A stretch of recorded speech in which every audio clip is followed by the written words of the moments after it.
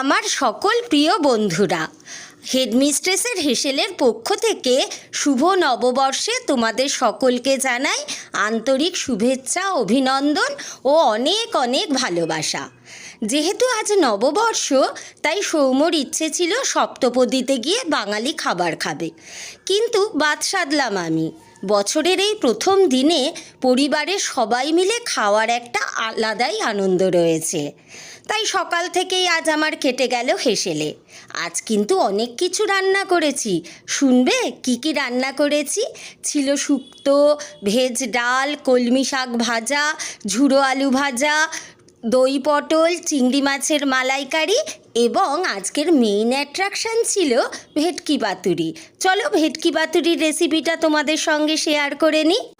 মাছটাকে প্রথমে ভালো করে ধুয়ে আমি ওর মধ্যে পুদিনা পাতা, পার্সলে পাতা, আদা বাটা এবং খানিকটা ভিনিগার দিয়ে কিছুক্ষণ ভিজিয়ে রেখেছিলাম এবং অল্প সামান্য নুনও দিয়েছিলাম।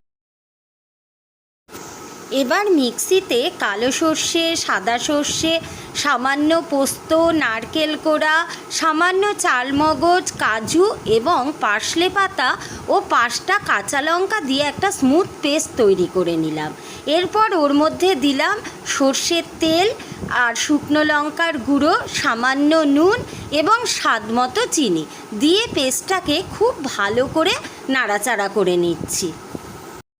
এরপর আমি মাছের ম্যারিনেশনের জলটাকে ফেলে দিয়ে এই যে পেস্টটা বানিয়েছি এর মধ্যে এক এক করে মাছগুলো দিয়ে দিচ্ছি এবং ভালো করে চামচ দিয়ে মশলাটা মাছের গায়ে লাগিয়ে প্রায় ঘন্টা দেড়েক মতো আমি ফ্রিজে চাপা দিয়ে রেখে দিচ্ছি।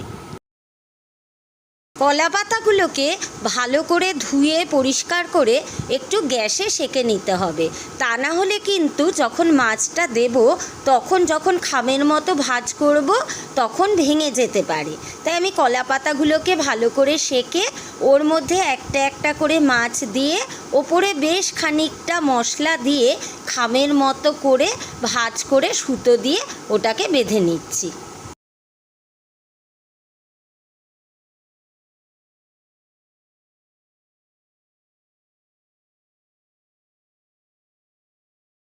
মাছগুলোকে আমি কলা পাতায় ভালো করে মুড়ে একটা থালার মধ্যে সাজিয়ে রেখেছি।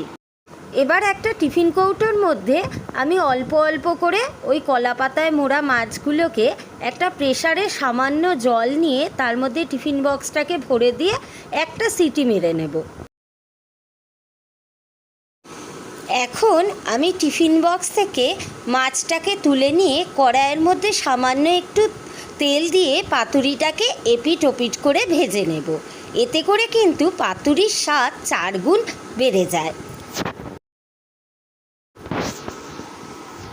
রেডি হয়ে গেছে আমার ভেটকি পাতুরি।